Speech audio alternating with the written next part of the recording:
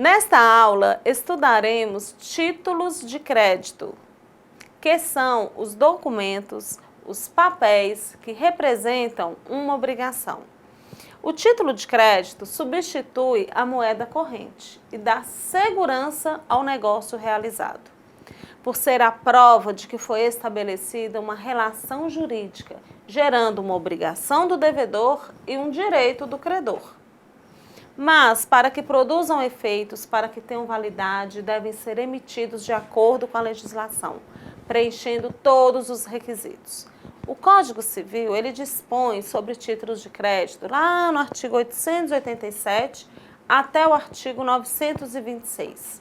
Vamos analisar o artigo 887. Artigo 887. O título de crédito, documento necessário ao exercício do direito literal e autônomo nele contido, somente produz efeito quando preenche os requisitos da lei. Essa é a definição legal de títulos de crédito. Mas, para que o título de crédito pudesse circular, foi preciso estabelecer alguns princípios indispensáveis. E juntos iremos analisar 3 desses princípios norteadores. Princípio da cartularidade, que significa que no documento, na cártula, estão incorporados todos os direitos. E para exercer esse direito, contido no título de crédito, é necessário apresentar a cártula, apresentar o documento. Porque o título de crédito, ele é um documento de apresentação. Quem possuir o título de crédito precisa apresentá-lo para receber o pagamento. Temos também o princípio da literalidade. Este princípio, ele determina que só terá validade num título de crédito apenas o que estiver escrito nele. O que não estiver inserido na cártula não terá valor algum, garantindo uma maior segurança nas relações cambiárias. Então, além de ser uma garantia para o credor, também é uma garantia para o devedor, porque o devedor se compromete e saberá quanto irá pagar, e o credor saberá quanto irá receber.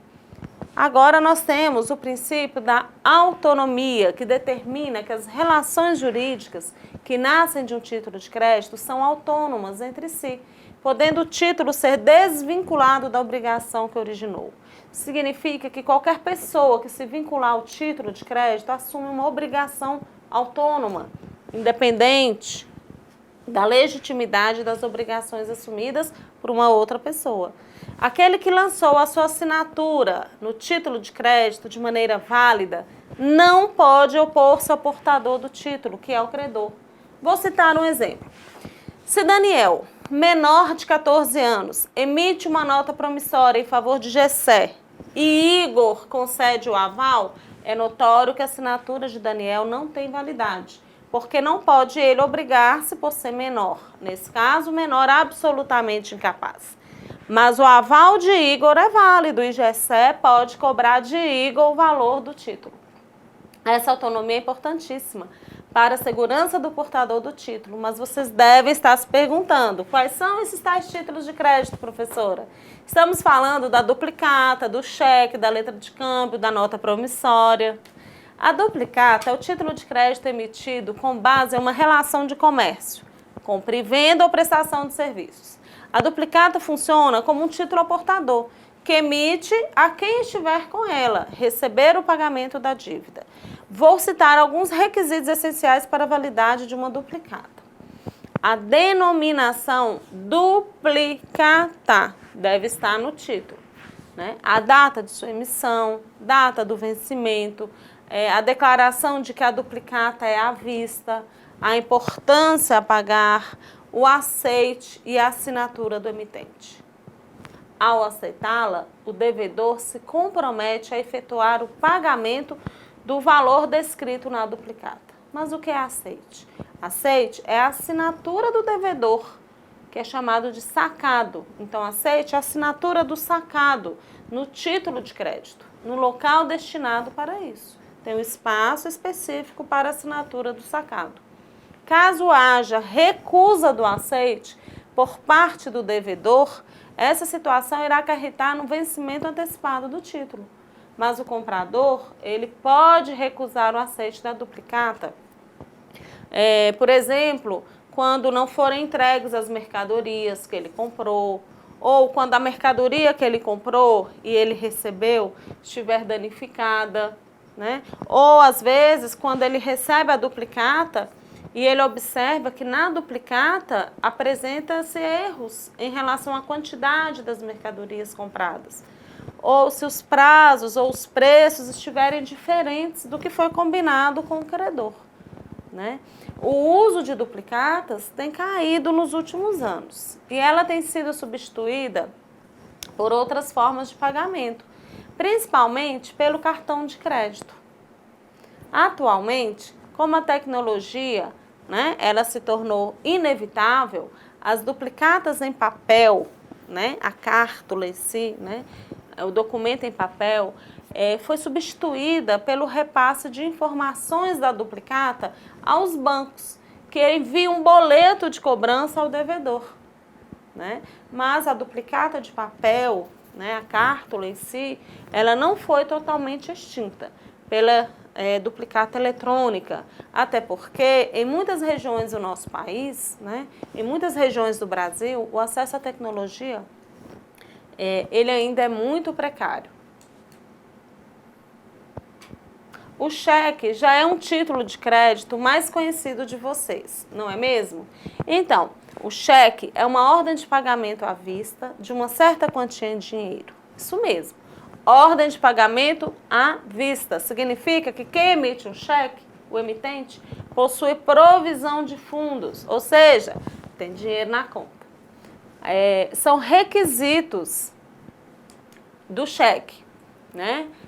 São requisitos. A palavra cheque, né? A denominação cheque, inscrita no documento, a ordem de pagar uma quantia determinada, o nome do banco que pagar, que é o sacado, a indicação da data e lugar de emissão desse cheque, a indicação do lugar do pagamento do cheque e tem que ter também a assinatura do emitente.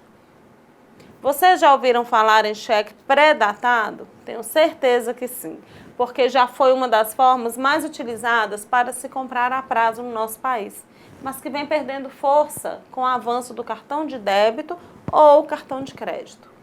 Com o não pagamento do cheque, pode haver protesto e execução do título. Agora vamos ver um pouquinho sobre a letra de câmbio, que também é um título de crédito emitido por instituições financeiras e representa uma ordem de pagamento à vista ou a prazo, dada por escrito pelo sacador. Ao comprar uma letra de câmbio, você está emprestando dinheiro à financeira, que emitiu o título e em troca receberá o valor acrescido de juros e correção monetária. É uma ordem, né, de pagamento onde o sacador emite essa ordem para que o sacado pague e o tomador se beneficie. Dessa forma, o tomador ele irá procurar o sacado para receber a quantia que estiver descrita no título. A letra de câmbio, ela possui uma função de papel moeda, fazendo o transporte de valores de um lugar para o outro, sem os perigos e as dificuldades no transporte real. Mas como já vimos atualmente, ela é ofertada por instituições financeiras.